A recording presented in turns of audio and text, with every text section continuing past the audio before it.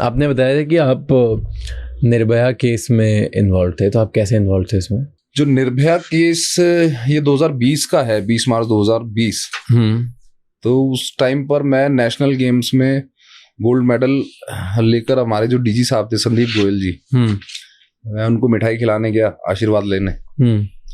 तो क्योंकि मैं पहला ऑफिसर हूँ जो नेशनल गेम्स में तिहाड़ को रिप्रेजेंट किया 5 साल तक, और 5 साल मेडल भी रहा। वाह। तो सर उस टाइम पे मीटिंग चल रही थी, मैं गुड बुक्स में था उनकी, तो उन्होंने मीटिंग के अंदर ही मेरे को बुला लिया। जैसे मैंने स्लिप दी कि मैं मिलना चाहता हूँ, तो मैंने जाके मिठाई खिलानी शुरू की। हमारे डीआईजी साहब बैठे थे, हमारे जो आरएमओ डॉक्टर्स हैं वो सब बैठे थे। तो डिस्कशन चल रहा था, बड़े परेशान थे डीजी साहब, क्योंकि ये पूरा एक इंटरनेशनल मुद्दा बना हुआ था उनकी फांसी। तो मेरे को देख के कहते हैं कि दीपक एक काम कर, तू जाके ज्वाइन कर ले, और तेरा जो कद काठी है ठीक है कि ना तो ये किसी को चोट पहुंचाए ना कोई इनको चोट पहुंचाए, और ये काम निकलवा दे। मैंने कहा ठीक है सर, जैसा आपको ठीक लगे। तो अंदर से मुझे भी बड़ा अच्छा लगा। वो केस भी ऐसा था भाई, इमोशंस आपके भी जुड़े थे, मेरे भी जुड़े थे, सभी के जुड़े हुए थे। तो मैंने कहा ठीक है सर, मैं करता हूँ। तो उन्होंने इमीडिएटली ऑर्डर किए मेरे, और 18 तारीख को मेरे को मंडोली से तिहाड़ बुलाया, और 3 दिन हम रेगुलर रहे उनके साथ।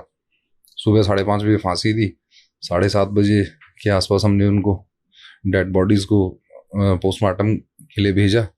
ड्यूटी खत्म हुई, फिर बैक टू पवेलियन। तो फांसी से पहले कोई चेकलिस्ट होती है, कोई चीज़ें होती है जो चेक करनी होती है? फांसी से पहले एक तो शाम तक यही श्योर नहीं था, रात तक भी 4 साढ़े 4 बजे तक भी, कि इनको फांसी होगी। क्योंकि 1 बजे 1:30 बजे के आसपास हाई कोर्ट इनके वकील साहब पहुंचे, हाई कोर्ट से फिर वो रिजेक्ट हुई, फिर सुप्रीम कोर्ट पहुंचे।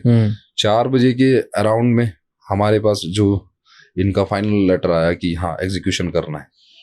तब तक तो इनको भी ये लग रहा था कि जैसे हर बार बचते आए हैं, बच जाएंगे। हाँ, लॉन्ग ट्रायल जैसे अपॉर्चुनिटी देना जिसको कहते हैं। किस बात पे बच रहे थे वो? जो उनके वकील साहब कुछ ना कुछ, कभी उसकी वाइफ की तरफ से पिटीशन लगा देते थे, कभी जो बहुत कंडे वो अपना सकते हैं, उन्होंने वो सारे अपनाए, बट कुछ नहीं हुआ जी।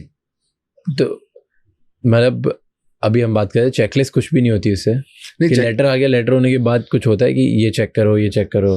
हाँ, आपका उसका जो पूरा मेडिकल एग्जामिनेशन होगा, जो बॉडी वाइटल्स वगैरह सब चेक किया जाता है, वो सारे चेक किए जाएंगे। डेथ से पहले ये जरूरी है चेक करना? हाँ बिल्कुल, क्योंकि वो पूरी एक रिपोर्ट बनती है, उसमें हमारे डीएम साहब भी होंगे, हमारे जो सीनियर मेडिकल ऑफिसर हैं वो भी होंगे, हमारे डीजी साहब भी होंगे। तो पूरी एक कमेटी बनती है, पूरी रिपोर्ट बनेगी, वो वेट होगी, ऊपर जाएगी।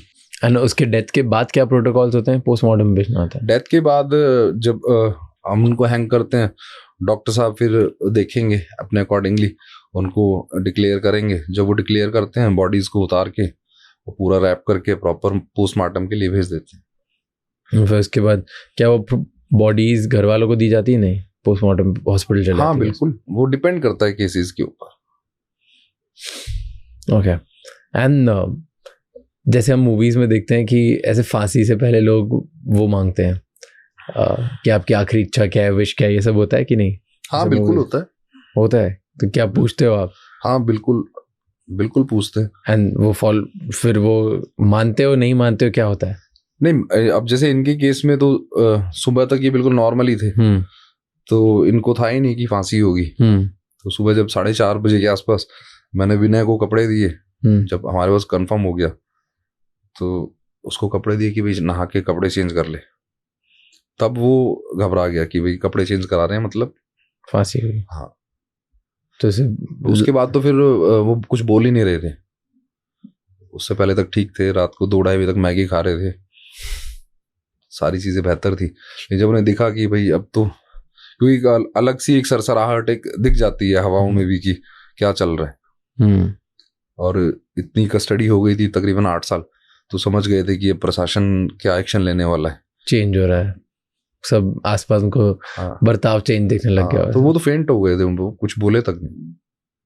एंड ऐसे यूजुअली जिनसे कभी पूछा जाता है कि आपकी लास्ट इच्छा क्या है, ऐसे लोग बताते हैं, बोलते हैं कि मेरे को इससे बात करा दो, मेरे को ये करो। कुछ होता है कि भाई मैं एक बार फैमिली से बात करना चाहता हूँ, या मैं कुछ खाना चाहता हूँ, या मैं कुछ पहनना चाहता हूँ।